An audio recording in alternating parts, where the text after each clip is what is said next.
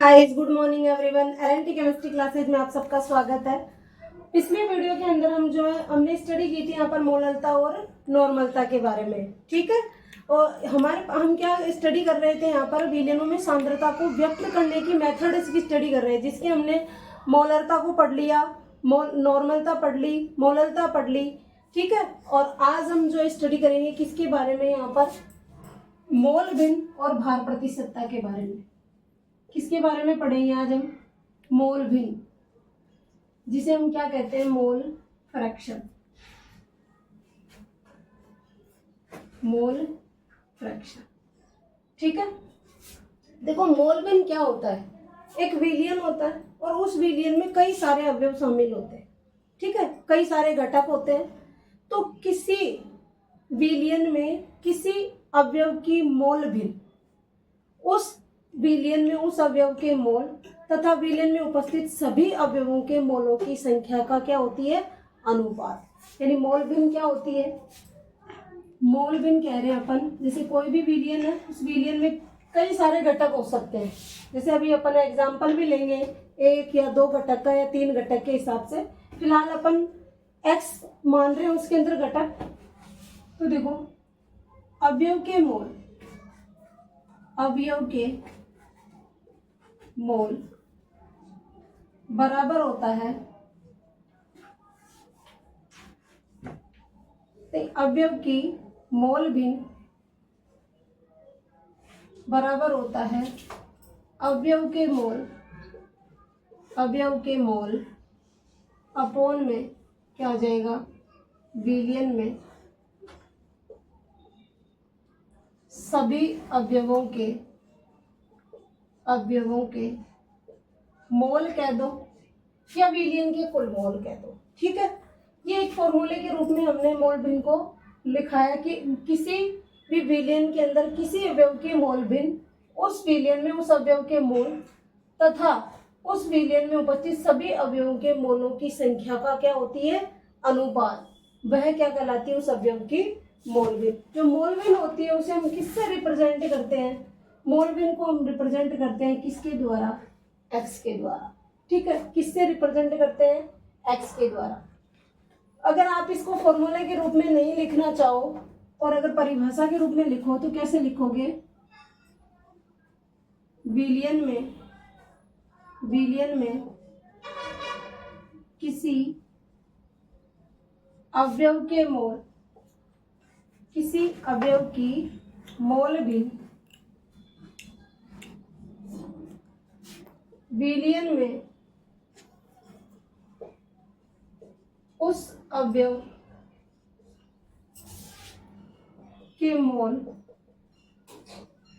तथा विलयन में उपस्थित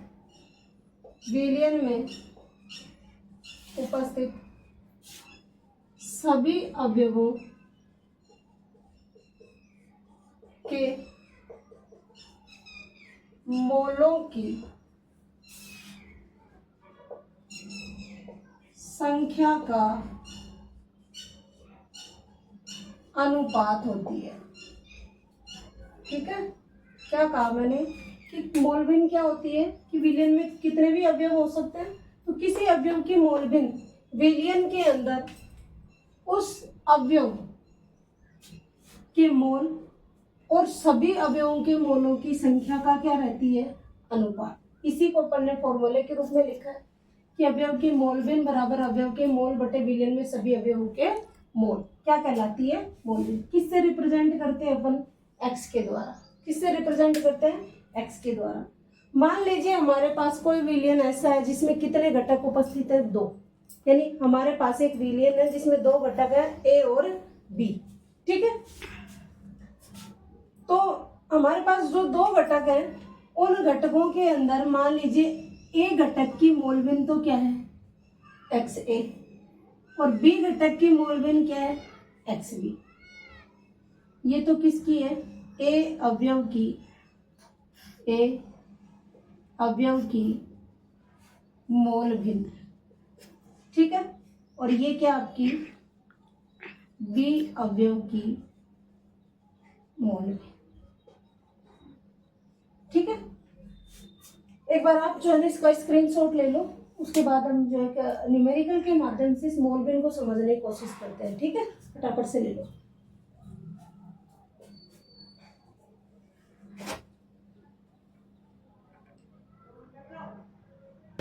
हो गो, ठीक है, तो आपने स्क्रीनशॉट ले लिया। ठीक है, अब अपन जो है इस फॉर्मूले को मतलब एक मैथमेटिकल रूप से लिखने की कोशिश करते हैं, फिर एक न्यूमेरिकल सॉल्व करते हैं।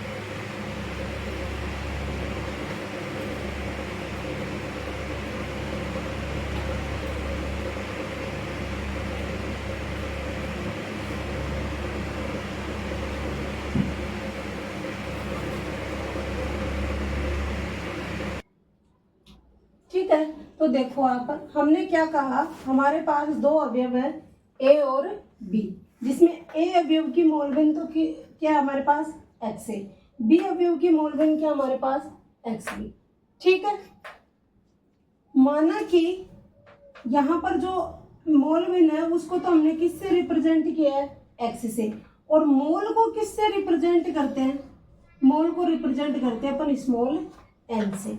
हमारे पास दो अवयव है एन ए और एन बी, तो हमने क्या कहा कि हमारे पास जो ए है उसके मोल तो कितने हैं एन ए, और जो बी है उसके मोल कितने हैं एन बी। तो एन ए तो क्या है यहाँ पर, ए अवयव के मोल, ए अवयव के मोल, एन बी क्या हमारे पास बी अवयव के मोल, बी अवयव के मोल। ठीक है, हमने क्या कहा कि हमारे पास दो अवयव है ए और बी, जिसमें ए की मोलबिन एक्स ए, बी की मोलबिन एक्स बी से रिप्रेजेंट किया। हम मोल को किससे रिप्रेजेंट करते हैं, स्मॉल एन से, तो ए अवयव के मोल तो हो गए एन ए, और बी अवयव के मोल क्या हो गए आपके एन बी। ठीक है, हमारे पास मोल भी आ गए, मोलबिन भी आ गए। अब उसको इस फॉर्मूले के अंदर वैल्यू को पुट कर दो, क्या आता है हमारे पास, देखो जैसे हमारे पास किसी भी अवयव की मोलबिन ले लो, जैसे ए अवयव की मोलबिन लो, ए अवयव की मोलबिन बराबर क्या हो जाएगा, सीधा लिख दूं, ए अवयव के मोल कितने, ए अवयव की मोलबिन को किससे रिप्रेजेंट करोगे, एक्स से। ठीक, अवयव के मोल, ए अवयव की बात करें तो ए अवयव के मोल कितने एन ए, फिर विलयन में उपस्थित सभी अवयवों के मोल, विलयन में कितने अवयव उपस्थित हमारे पास, दो, ए और बी। तो देखो सभी अवयवों के मोल, तो ए के मोल तो कितने हैं एन ए, और बी के मोल कितने हैं एन बी। ये फॉर्मूला किसके लिए हो गया अपना, ए अवयव की मोलबिन के लिए, ए अवयव की मोलबिन। ऐसे ही हम किसके लिए ज्ञात कर सकते हैं, बी अवयव की मोलबिन के लिए। कैसे, देखो इधर, बी अवयव की मोलबिन किससे रिप्रेजेंट करोगे, एक्स बी से, एक्स बी से बराबर क्या हो जाएगा। अब यहाँ पर बी की मोलबिन ज्ञात कर रहे हो तो ऊपर मोल किसके आएंगे, बी के, तो ऊपर मोल हो गए बी अवयव के मोल। ठीक है, बी अवयव के मोल, बी अवयव की मोलबिन ज्ञात कर रहे हो तो अब मोल किसके ऊपर आएंगे, अब यहाँ पर जिसकी मोलबिन ज्ञात कर रहे हो, तो बी के मोल अपॉन में क्या हो जाएंगे, टोटल मोल, और टोटल मोल कितने हमारे पास N A plus N B. बात समझ में आ गई। ये हमने दो फॉर्मूले निकाल लिए, किसके, दो अवयव थे इसलिए दो के निकल गए। अगर हमारे पास मान लीजिए तीन अवयव होते, तो तीन अवयव होते तब क्या करते, तब हम क्या करते, अभी तीन के हिसाब से भी निकालेंगे। एक बार इसका स्क्रीनशॉट ले लो, फिर हम तीन अवयव के लिए भी देखते हैं इसको।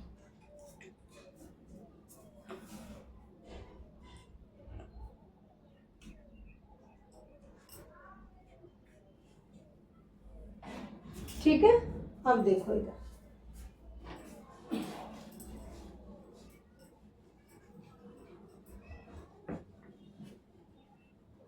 अगर हमारे पास कितने अवयव होते हैं, तीन, कितने अवयव हमारे पास, तीन, मान लीजिए 3 अवयव हैं, कौन कौन से?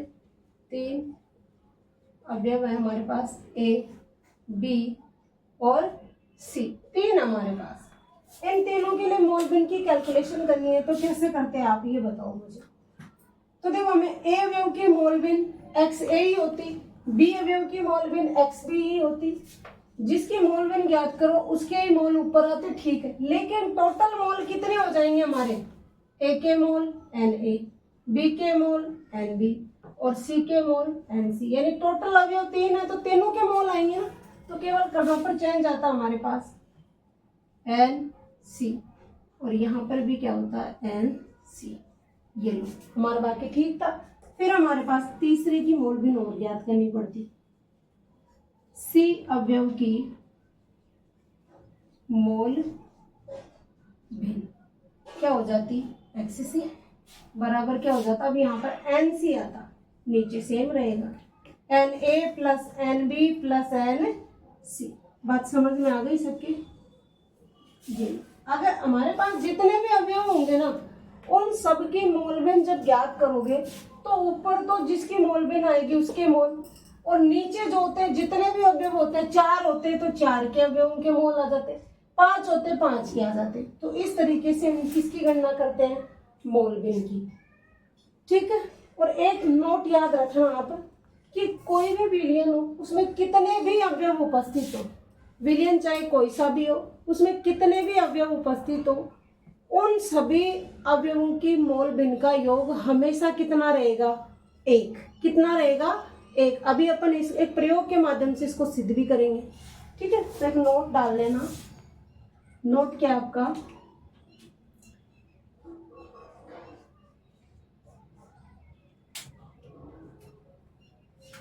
विलयन में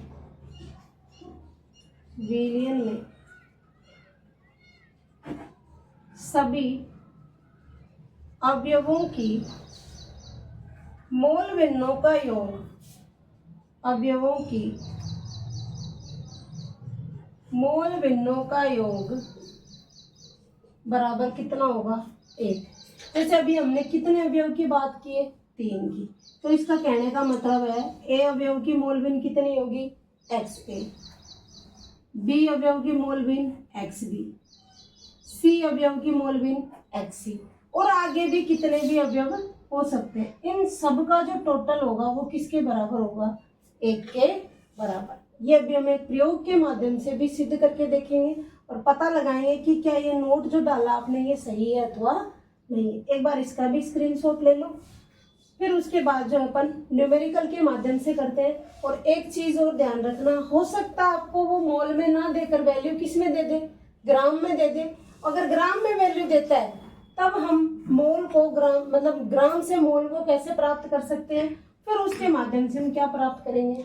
मोल में, ठीक है। फिलहाल के लिए इसका स्क्रीनशॉट लो, फिर हम इसकी वैल्यू ग्राम के अंदर रखकर भी ज्ञात करते हैं। स्क्रीनशॉट ले लो फटाफट।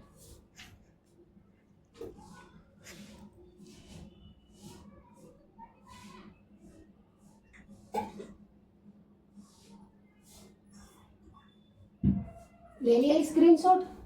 ठीक है, अब देखना।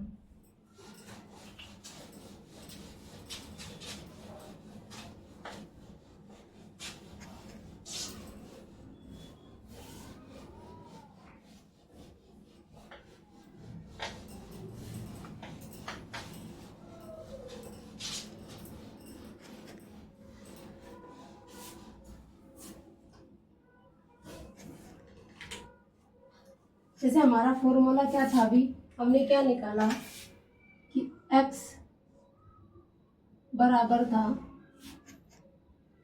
अवयव के मोल, या सीधे सीधी बात कर दूं मैं। जैसे हमारे पास विलयन में कितने अवयव उपस्थित है, यानी विलयन में कितने अवयव उपस्थित है, सीधा ही लिख लो आप। विलयन में 2 अवयव ए व बी उपस्थित है। कितने अवयव हैं? 2। तो देखो एक्स ए बराबर हम क्या लिखेंगे? N A upon n A plus N B, ठीक है। और एक्स बी बराबर क्या लिखेंगे? N B upon n A plus N B. ठीक, अब देखो इधर ध्यान देना, मोल जो होता है वो किसके बराबर होता है, यानी जो n होता है वो किसके बराबर होता है आपका मोल। हमें पता है कि मोल किसके बराबर होता है, ग्राम में भार, ग्राम में भार बटे क्या होता है अणुभार, ग्राम में भार बटे अणुभार। और आपको पता है कि जो A है एन ए, ये क्या है आपका A के मोल, A के मोल है तो ग्राम में भार भी किसका आएगा, A अवयव का, अणुभार भी किसका आएगा, अवयव का। ठीक है, तो हम क्या लिख सकते हैं, A अवयव के मोल, यदि हम ये माने कि WA WB, WA तो हो A का भार ग्राम में, WB है B का भार ग्राम में। ठीक है, यदि MA और MB A का अणुभार, A का अणुभार और MB है किसका, B का अणुभार। ठीक है, ये भी लिख लो, Na A के मोल और Nb किसका मोल है, B के मोल। ये हमारे पास है, हमने पता लगा लिया कि मोल भी इसके बराबर होती है, और हमें पता है मोल बराबर होता है ग्राम में भार और बटे अणुभार। हमने कहा कि विलयन में कितने अवयव उपस्थित है, A और B, और हमने क्या मान लिया कि A का जो भार होता है वो WA है, B का जो भार है वो WB है, MA क्या है, A का अणुभार, और MB क्या है, B का अणुभार। ठीक है, तो Na कैसे ज्ञात करोगे आप, Na की वैल्यू कैसे निकालोगे, तो देखो इधर Na बराबर हो जाएगा आपका WA अपॉन MA। ठीक है, और NB क्या हो जाएगा आपका, NB बराबर हो जाएगा WB अपॉन MB। ठीक, इन दोनों वैल्यू को किस में पुट कर दो, इस वाले फॉर्मूले में कर दो। जैसे हम x की वैल्यू ही रख देते हैं एक बार, XA बराबर WA बटे क्या हो गया MA, WA upon MA plus WB upon MB।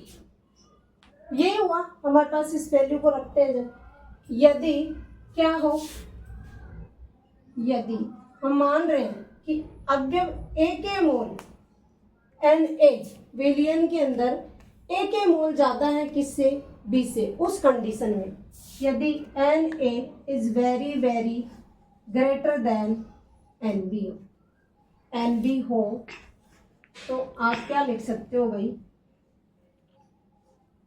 XA बराबर Na अपॉन,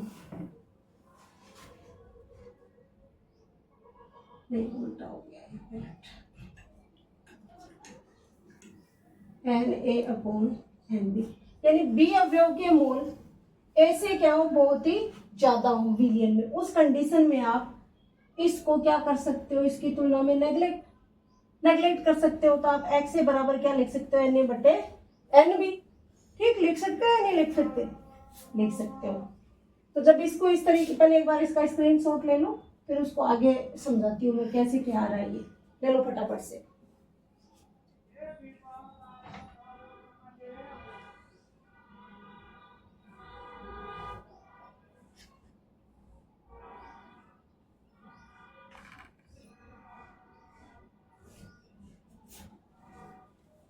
ठीक है, ले लिया। ठीक है, ये कंडीशन कब लेनी है, जब ऐसा हो तभी लागू करनी है, जब नहीं हो तब तक तो हमारा जो जनरल फॉर्मूला है वही काम में लेना है। यानी अगर ऐसा दिया जाए कि Nb बहुत ज्यादा है किससे, Na से, तब आप इस Na को क्या कर सकते हो, नेग्लेक्ट कर सकते हो, इसकी तुलना में तो Na बटे क्या हो जाएगा Nb। और ऐसा हो जाए कि Na is very very greater than क्या हो जाए Nb, उस कंडीशन में Na अपॉन Na हो जाएगा। बात समझ में आ रही है, ये तभी करना है जब आपको दिया जाए कि ऐसा है विलयन में, नहीं दिया जाता तो ये एक एक्स्ट्रा थी कि अगर ऐसे पॉसिबिलिटी दी जाए तो आपको ऐसा भी मानना पड़ सकता है, अदरवाइज अपने फॉर्मूले में हमने वैल्यू पुट कर दिया। ठीक, कर दी पुट।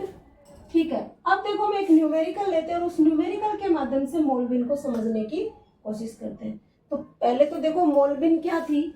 मोल बिन किसी अवयव के, मोल बिन किसी विलयन में उस अवयव के मोल तथा विलयन में उपस्थित सभी अवयवों के मोलों की संख्या का क्या होती है, अनुपात। किससे रिप्रेजेंट करते हैं, एक्स से। ठीक है, जिससे फिर हमने दो अवयव मान करके दो अवयव माना कि हमारे पास विलयन है जिसमें दो घटक उपस्थित है और भी, तो फिर हमने दोनों के लिए क्या ज्ञात कर ली, मोल बिन। अब अगर हमें मोल में ना दी जाए, वैल्यू ग्राम में दी जाए, उस कंडीशन में मोल बिन कैसे ज्ञात करें, तो उसके लिए भी हमने क्या किया कि मोल का ग्राम में भार बटे अणुभार होता है, हमें ये पता है। उससे हमने ये वैल्यू पुट कर ली कि WA WB क्या है, MA क्या है, MB क्या है। उस आधार पे हमारे पास एक नया फॉर्मूला निकल के आया ये वाला। ऐसे ही आप XB के लिए निकाल लो। XB के लिए क्या हो जाएगा, WB upon MB, WA upon MA plus WB upon MB। ये एक B का है और ये किसका है, A का। अब हमारे पास काम की चीज है, एक तो दो फॉर्मूले ये और एक ऊपर वाले दो, इन्हीं से हम क्वेश्चन सोल्व करेंगे। फटाफट से इसका स्क्रीनशॉट ले लो, नीचे वाले का ले लिया स्क्रीनशॉट तो शायद आपने। ठीक है, अब देखो एक हमारे पास एक न्यूमेरिकल दिया गया आपको।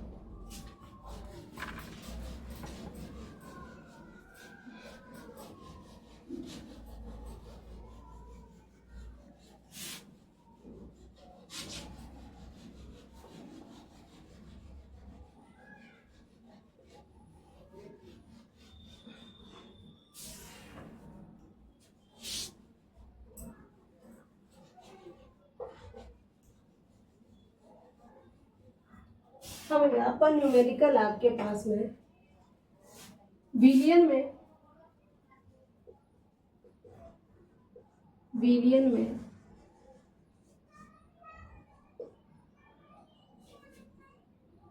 46 ग्राम एथिल अल्कोहल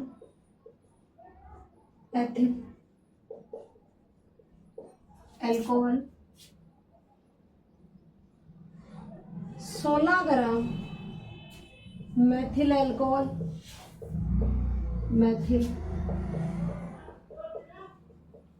अल्कोहल तथा 36 ग्राम H2O उपस्थित है। H2O उपस्थित है तो विलयन में प्रत्येक की मोल बिन ज्ञात कीजिए। ये आपका क्वेश्चन है। ठीक है, क्या पूछ रहा है आपसे कि विलयन में 46 ग्राम तो क्या आपके पास एथिल अल्कोहल, 16 ग्राम क्या आपके पास मैथिल अल्कोहल और 36 ग्राम क्या उपस्थित आपके पास H2O। तो प्रत्येक की क्या ज्ञात करनी है आपको, मोल बिन ज्ञात करो। अब देखो आपको किसमें वैल्यू दे रखी है, ग्राम के अंदर, और पूछ क्या रहा है, मोल बिन। तो देखो ऊपर वाले फॉर्मूले को चेक करो, इसमें हमारे पास ग्राम में वैल्यू दे रखा है कहीं पर नहीं दे रखा, हमारे पास कौन सा दे रखा है, मोल का। पहले देखो अवयव कितने इसमें, एथिल अल्कोहल 1, मैथिल अल्कोहल 2 और H2O कितने अवयव है, 3। तो पहली बात तो हमें जब मोल बिन ज्ञात करोगे तो नीचे मोल कितने हो जाएंगे हमारे पास, 3 अवयवों के हो जाएंगे। ठीक है, तो फॉर्मूला चेंज हो जाएगा हमारे पास।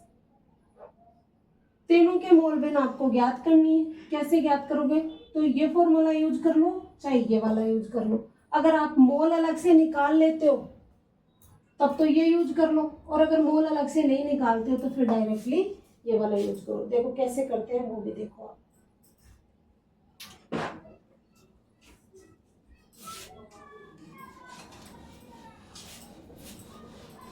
सबसे पहला काम तो ऐसा करो आप, मोल अलग अलग ही निकाल लो, ज्यादा बेटर होगा। Na क्या है हमारे पास कितने अवयव हो गए विलयन में, अवयव कितने हैं, 3। Na कह दो, या मैं ये कहूँ एथिल अल्कोहल ही कह दो, एथिल अल्कोहल। ठीक है भाई, ए जो अवयव है हमारे पास क्या है, एथिल अल्कोहल, या तो उसका नाम ही लिख दो आप। ठीक, अब देखो इसके मोल ज्ञात करोगे तो ग्राम में भार कितना दे रखा है इसका, 46। भाई मोल कैसे निकालते हो, ग्राम में भार बटे अणुभार, तो ग्राम में भार कितना है, 46। एथिल अल्कोहल का सूत्र क्या होता है बताओ, C2H5OH होता है। इसका मोलर द्रव्यमान ज्ञात करो पहले, एक कार्बन का 12, तो 2 कार्बन है तो 12, प्लस 5 हाइड्रोजन, एक का 1 होता है, प्लस 16 गुणा 1 प्लस 1 गुणा 1, काउंट कर लो, 12 दूनी 24, 5 16 प्लस 1 कितना हो गया भाई, 24, 5 गुण 30 और 1 30, 10 40 और कितना हो गया भाई 46। अणुभार कितना हो गया इसका 46, काट दो, कितना आया 1, यानी Na कह दो या N एथिल अल्कोहल की वैल्यू कितनी आ गई हमारे पास, 1। कितनी वैल्यू आ गई, 1। कितनी वैल्यू आ गई हमारे पास, 1। अब देखो दूसरा क्या है हमारे पास, N Maithil alcohol, N Maithil alcohol, Maithil alcohol किसके बराबर हो गया, ग्राम में भार कितना दे रखा है, 16। अणुभार कितना होता है मैथिल अल्कोहल का सूत्र क्या होता है, CH3OH, 12 प्लस 3 प्लस 16 प्लस 1 कितना हो गया 15, 15 और 1 16, कितना हो गया टोटल 38। देखिए कितना बच गया, 1/2 मोल, या इसको क्या लिख सकते हो 0.5, यानी N मैथिल अल्कोहल कितना हो गया हमारे पास 0.5। N मैथिल अल्कोहल को आप क्या मान सकते हो, NB, और N एथिल अल्कोहल को आप क्या मान सकते हो, Na। ठीक है, अगर किसी को ये सब कुछ निकालना आता है तो ठीक है, और नहीं आता तो आप इसका स्क्रीनशॉट ले सकते हो ताकि हम आगे क्वेश्चन सोल्व करें। ठीक है, देखो अब हमारे पास क्या बच गया, NH2, यही निकाल देती हूँ, NC कह दो, या फिर इसी को क्या कह रहे हैं अपन, NH2। किसके बराबर हो गया ये, कितना ग्राम दे रखा है 36, एक H2 का कितना होता है 18, ओ सॉरी, हाँ ठीक है, कितने मोल हो गए इसके, 2, कितने हो गए 2। अब देखो इसके मोल कितने आए, 1, इसका मोल कितना आया आधा, और इसका मोल कितना आया, कितना आया 2, कितना मोल आ गया हमारे पास 2।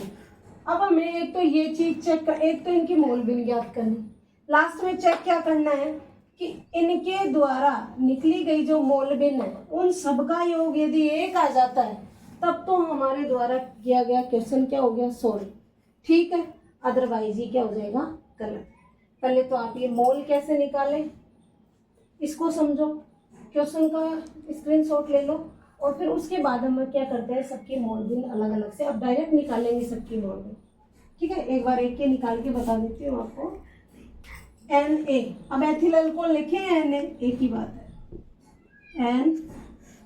XA, क्या लिखोगे XA के बराबर क्या हो जाएगा, Na/, 3 अवयव है तो Na plus Nb plus Nc हो जाएगा। ठीक है, तो देखो XA बराबर Na कितना हमारे पास 1, Na 1, Nb कितना आया 0.5, Nc कितना है 2, जोड़ लो कितना 3 और 3.5, तो 1 बटे क्या हो गया 3.5, वैल्यू निकाल लेना कितना आता है इसका।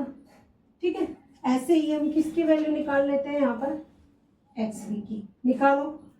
B के मोल कितने हैं 0.5, फिर सेम रहेगा नीचे का तो सीधा ही लिख दूं मैं 3.5, फिर XC, C के मोल कितने हैं 2, नीचे कितना लिख दो 3.5। अब निकाल लो मोलविन कितनी आती है और फिर तीनों का क्या करना है हमें टोटल। एक बार इसको समझ लो, स्क्रीनशॉट ले लो और वैल्यू निकालो कितनी आती है, फिर मैं निकाल के बताती हूँ।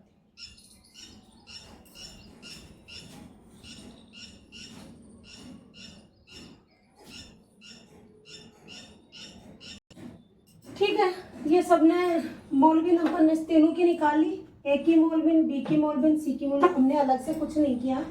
हमने क्या किया, पहले हमने देखा इसमें कितने अवयव हैं। हमने देखा इसमें एक तो एथिल अल्कोहल, एक मेथिल अल्कोहल और एक के आपके पास 3 अवयव थे और तीनों के हमने क्या निकाल लिए, मोल। क्यों निकाले मोल, क्योंकि हमारा मोलविन का फॉर्मूला क्या है, किसी अवयव के मोल और टोटल अवयवों के मोलों की संख्या का क्या होती है, अनुपात। और हमें पता है मोल किसके बराबर होता है, ग्राम में भार बटे अणुभार। तो उस आधार पे हमने सबके अलग अलग क्या निकाली, मोल। एथिल अल्कोहल के मोल कितने आए, 1। मेथिल अल्कोहल के मोल कितने आए, आधा मोल।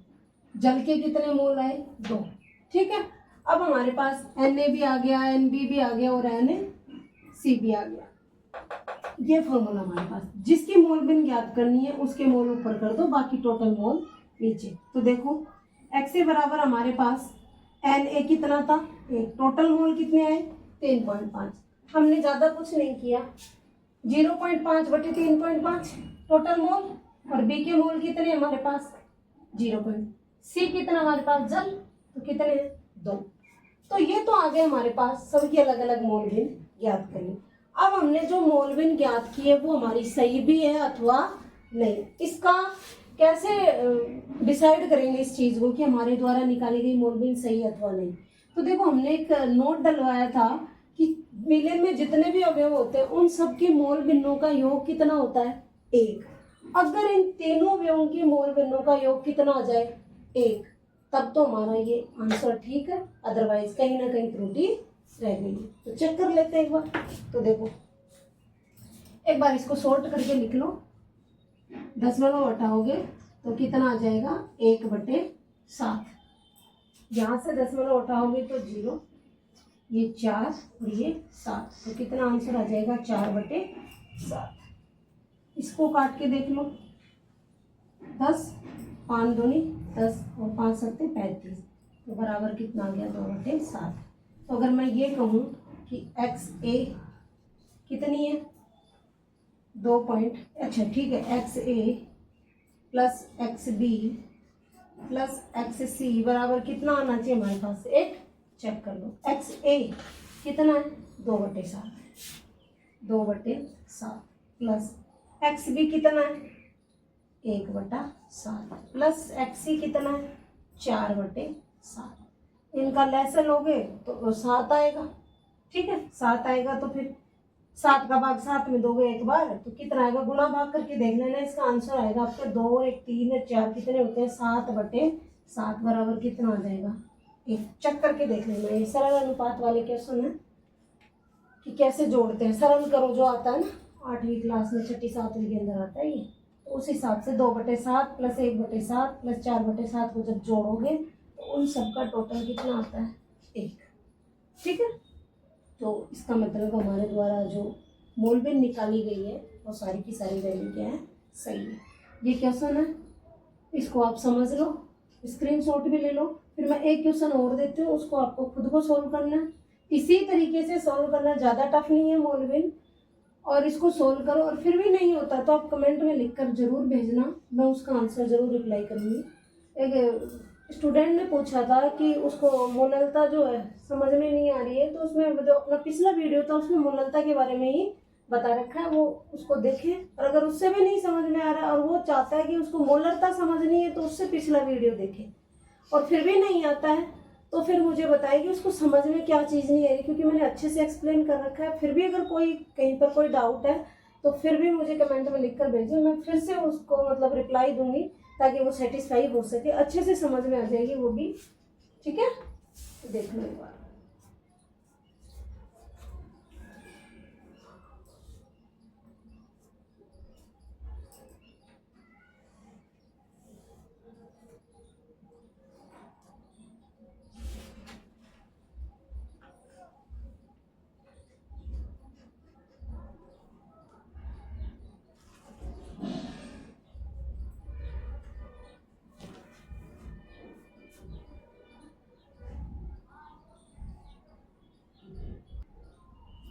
ठीक है। अब देखो दूसरा क्वेश्चन देखो।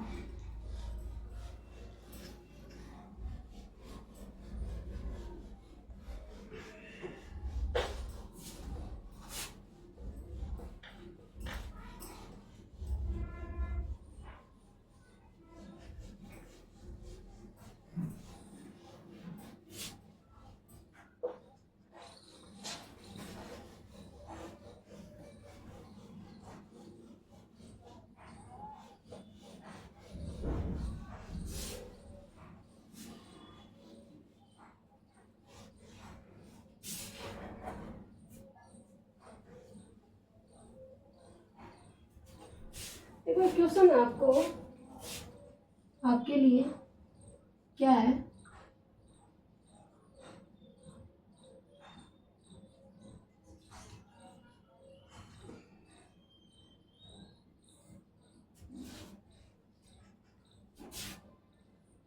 नो ग्राम H2O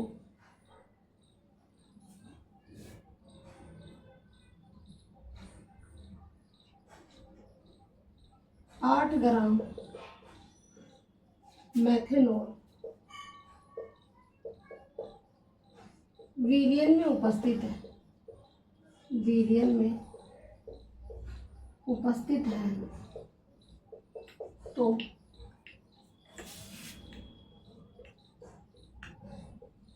प्रत्येक के मोल तथा मोल भिन्न की गणना कीजिए, गणना कीजिए। ठीक है, ये आपके लिए क्वेश्चन ले लो, एक बार नोट डाउन कर लो इस क्वेश्चन को, फिर हम नेक्स्ट टॉपिक लेते हैं द्रव्यमान और भार प्रतिशतता। ठीक है,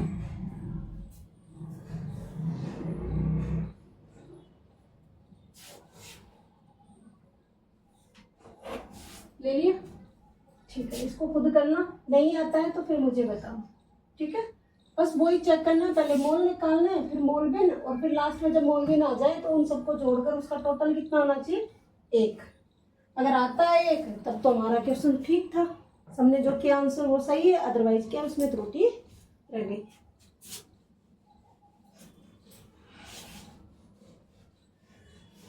अब हमारा जो सांद्रता को व्यक्त करने की अगली जो मेथड है वो है भार प्रतिशतता।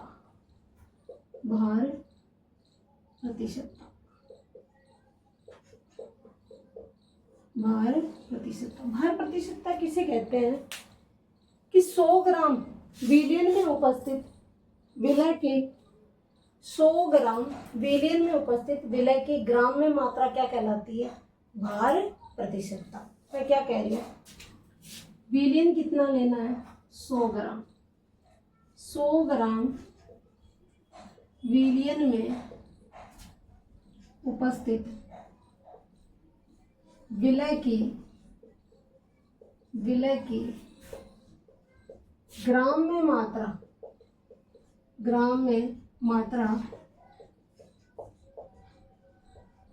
उस विलियन की क्या कहलाती है, भार प्रतिशतता, भार प्रतिशतता कहलाती है।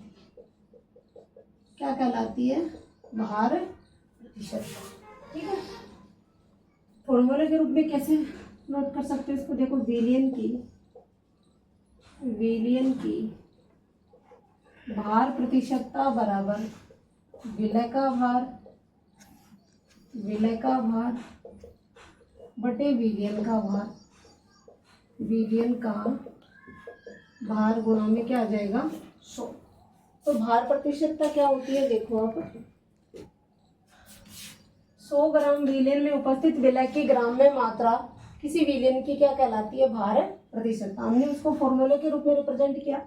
यदि हम माने कि विलय हमारे पास A है और विलायक क्या हमारे, ठीक है, तो देखो यदि हमारे पास विलय क्या हो, विलय क्या है A और विलायक क्या हो B, विलायक क्या हो B, उस कंडीशन में WA तो क्या हो जाएगा, विलय का भार, विलय का भार, और विलायक का भार क्या हो जाएगा, V। विलायक का भार, विलायक का भार। तो मुझे ये बताओ विलयन का भार किसके बराबर होगा? विलयन में क्या क्या उपस्थित है? विलय है और विलायक, इन दोनों का टोटल क्या हो जाएगा? विलयन का भार। तो मैं ये कह सकती हूँ विलयन का भार बराबर WA प्लस WB। ऐसा लिख सकते हैं या नहीं लिख सकते? अगर लिख सकते हो तो ऊपर वाले फॉर्मूले को कैसे लिख सकते हो? इसको देखो, भार प्रतिशतता को अपन प्रेजेंट करते हैं W/W%। जो विलयन का भार प्रतिशतता है इसको किससे रिप्रेजेंट करते हैं? W/W% से। तो विलय का भार आ जाएगा हमारे पास, विलय क्या माना हमने? A, तो WA। विलयन का भार क्या आ जाएगा? WA प्लस WB गुणा में क्या आ गया? 100। ये हमारी है भार प्रतिशतता। अभी हम एक न्यूमेरिकल लेंगे, उसके माध्यम से जो इसको पूरा सॉल्व करने की कोशिश करते हैं। ठीक है, तो आप इसका स्क्रीनशॉट ले लो एक बार, और स्क्रीनशॉट लेने के बाद हम न्यूमेरिकल लेते हैं, फिर देखते हैं कि क्या होता है आखिर में भार प्रतिशत। ठीक है, तो स्क्रीनशॉट ले लो।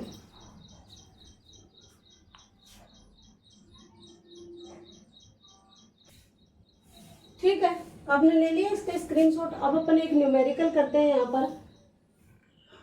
इस न्यूमेरिकल के माध्यम से इस फॉर्मूले को समझने की कोशिश करते हैं। और भार प्रतिशतता को ये अपन क्या बोलते हैं? द्रव्यमान प्रतिशतता। यानी भार प्रतिशतता का ही दूसरा नाम क्या है? द्रव्यमान प्रतिशत। इसी को हम बोलते हैं द्रव्यमान प्रतिशतता। और इसको किससे रिप्रेजेंट करते हैं अपन? प्रतिशत W/W प्रतिशत। ठीक है, बात समझ में आ रही है? तीनों एक ही चीज है। चलो अपन एक न्यूमेरिकल लेते हैं और फिर इसको सॉल्व करते हैं।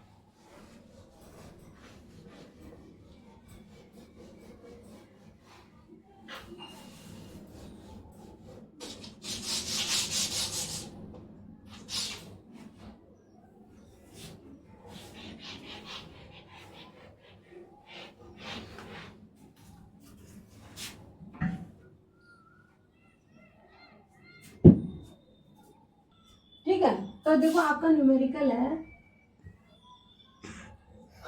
75 ग्राम,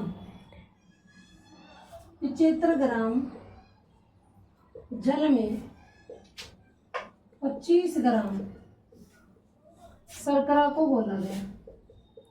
शर्करा को घोला गया, तो बताइए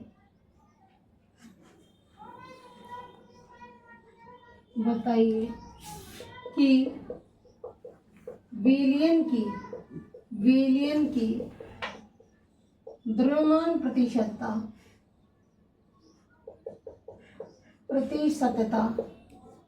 कितनी होगी?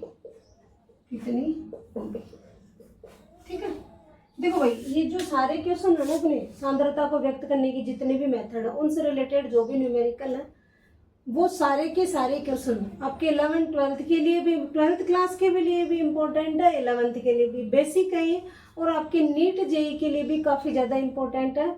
ये टॉपिक्स जो भी मैं पढ़ा रही हूँ आपको, जिनके साथ न्यूमेरिकल लेते हो वो सारे नीट जेई के लिए इम्पोर्टेंट है। न्यूमेरिकल मेन टारगेट क्या रहता है अपना? नीट और जेई के लिए। ठीक है, ताकि आप 11th क्लास से ही नीट जेई की प्रिपरेशन अच्छे से कर पाओ। इसलिए हर न्यूमेरिकल को आप एक सरसरी तौर पे मत देखा करो, उसको गौर से समझो, और साथ ही आप दूसरे न्यूमेरिकल भी मतलब सोल्व करने की कोशिश किया करो, ताकि आगे ये टॉपिक आपके लिए क्या हो जाए? बिल्कुल इजी हो जाए। ठीक है, तो देखो हमें क्या पूछ रहे हैं? द्रव्यमान प्रतिशतता। द्रव्यमान प्रतिशतता का फॉर्मूला क्या आपके पास? विलय का भार बटे विलयन का भार। सूत्र क्या हमारे पास? द्रव्यमान प्रतिशतता बराबर क्या हो जाएगा? विलय का भार बटे विलयन का भार गुणा में क्या आता है? 100। अब हमें पता है विलय का भार। विलय क्या है हमारे पास? देखो 75 ग्राम जल में कौन घुला हुआ है? 25 ग्राम जल। तुम्हें एक बात बता दूं, कभी भी जो विलयन होता है उसमें दो ही पार्ट होते हैं, एक तो होता है विलायक और एक होता है आपका विलय। विलयन के अंदर दो ही भाग होते हैं, विलय और विलायक। विलायक हमेशा एक रहता है, विलय एक से ज्यादा भी हो सकते हैं। जैसे आपने पानी के अंदर चीनी डाली, तो पानी के अंदर डाल रहे हो, ज्यादा मात्रा किसकी रहती है? पानी की, और कम मात्रा किसकी? चीनी की। तो जो ज्यादा मात्रा में रहता है वो हमेशा विलायक रहता है, कम मात्रा वाला क्या रहता है? विलय। तो चीनी क्या आपकी? विलय, और पानी क्या आपका? विलायक। लेकिन जैसे आपने नींबू पानी बना लिया, उसमें आपने नींबू भी ऐड किया, चीनी भी डाली, नमक भी डाला और पानी भी डाला, वो पानी भी, तो सारे जो मिक्स किया आपने, नींबू, चीनी, नमक, ये किस में डाल रहे हो? पानी में। ज्यादा क्वांटिटी किसकी रहती है? पानी की। तो विलायक तो हो गया आपका पानी है, और नींबू, चीनी और नमक तीनों क्या हो गए आपके? विलय। इसलिए मैं कह रही हूँ विलायक हमेशा एक रहता है विलयन में, विलय एक से ज्यादा भी हो सकते हैं। अब इस क्वेश्चन पे आ जाओ पड़े। 25 ग्राम शर्करा और 75 ग्राम क्या है? जल। ज्यादा मात्रा किसकी है? जल की। तो जल तो क्या हो गया हमारे पास? विलायक। ये तो क्या हो गया हमारा? विलायक। और विलय क्या हो गया हमारा? शर्करा क्या हो गया हमारे पास? विलय। ठीक है, अब वैल्यू पुट कर दो। द्रव्यमान प्रतिशतता को किससे डिनोट करते हो? W/W%। विलय का भार कितना है? विलय कितना है? 25 ग्राम। नीचे क्या दे रहा है? विलियन। अब विलियन में क्या रहता है? विलय प्लस विलायक। तो देखो मैं ये कह दूं, इसी को हम क्या लिख सकते हैं?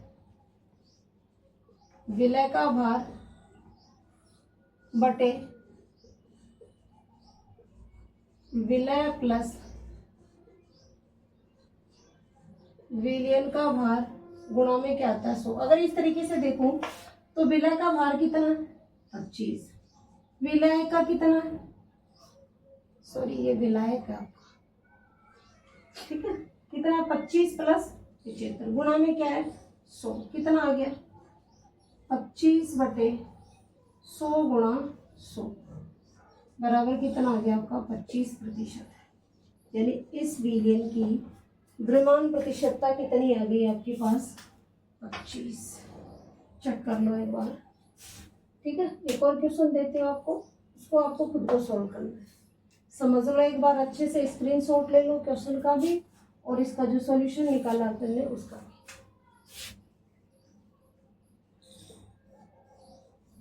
ठीक है, फिर मैं एक और क्वेश्चन देती हूँ आपको और नोट कर लेना।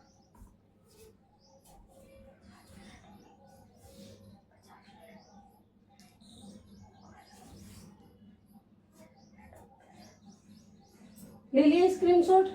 ठीक है, देखो एक और क्वेश्चन लिखवा देती हूँ आपको।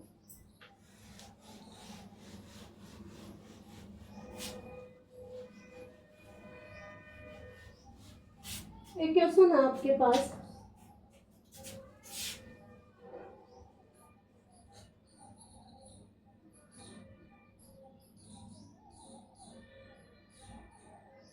पाँच ग्राम NaCl को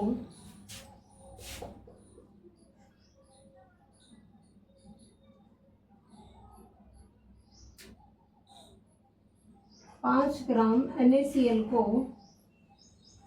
जल में घोलकर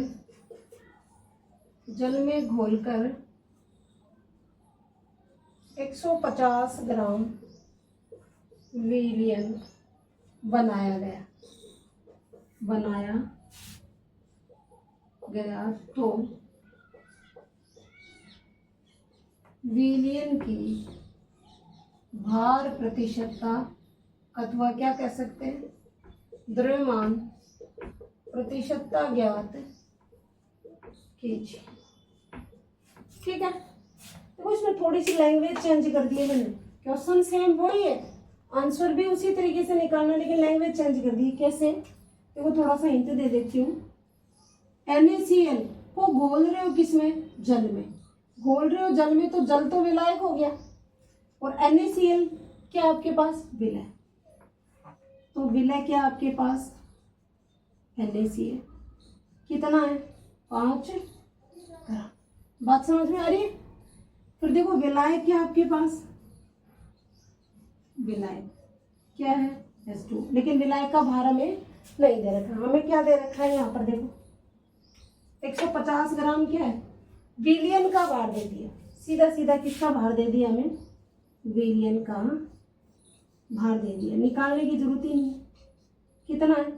150 ग्राम। अब हमें क्या चाहिए वो बताओ पहले आप तो। द्रव्यमान प्रतिशत, चलो मैं सॉल्व करवा देती हूँ इसको। द्रव्यमान प्रतिशतता बराबर हो जाएगा विलय का भार, विलय का भार अपोन में क्या आ जाएगा, विलयन का भार, गुणा में क्या आएगा 100।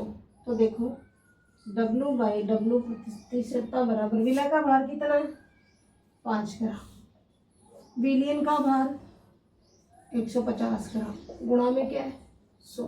काट दो 30 से काटोगे तो क्या आ जाएगा 10/3। W बाई W प्रतिशतता बराबर आ जाएगा 10/3 और काटोगे तो 3 तिया 9, 3.33 समथिंग आ जाएगा क्या।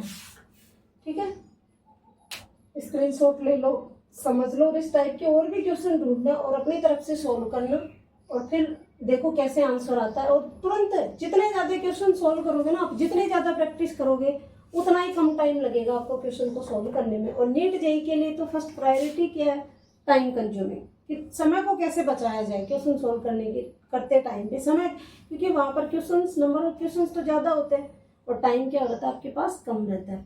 तो क्वेश्चन को इस हिसाब से सोल्व करो, तो शुरू से ही इतनी ज़्यादा प्रैक्टिस करो कि कैसा भी क्वेश्चन आ जाए आप उसको तुरंत सोल्व कर पाओ। तो इसका स्क्रीनशॉट ले लो। आज के लिए इतना ही काफ़ी है, क्योंकि फिर वीडियो काफ़ी लंबा हो जाएगा। और नेक्स्ट वीडियो के अंदर हम जो नेक्स्ट टॉपिक पढ़ेंगे लिमिटिंग रिएजेंट और विमीय विश्लेषण विधि। अदरवाइज और भी कोई टॉपिक्स है फर्स्ट चैप्टर से रिलेटेड। लगभग हमारा फर्स्ट चैप्टर जो है क्लियर हो चुका है और कुछ टॉपिक्स जो बचे हैं वो भी हम क्लियर करेंगे। लेकिन हाँ, फर्स्ट चैप्टर के अंदर अभी आपके वो बचे हुए तुल्यांकी भार, द्रव्यमान, मोलर द्रव्यमान कैसे ज्ञात करते हैं, उनको ज्ञात करने की मेथड्स हैं, वो भी पढ़ेंगे। ठीक है भाई, तो ये जितना पढ़ा दिया उसको अच्छे से रिकॉल करना और आगे अपन पूरे जोश के साथ और भी अच्छी मोटिवेट होकर के मतलब और भी अच्छा वीडियो बनाएंगे अगली बार। तो तब तक के लिए आपको इसकी तैयारी करो। धन्यवाद।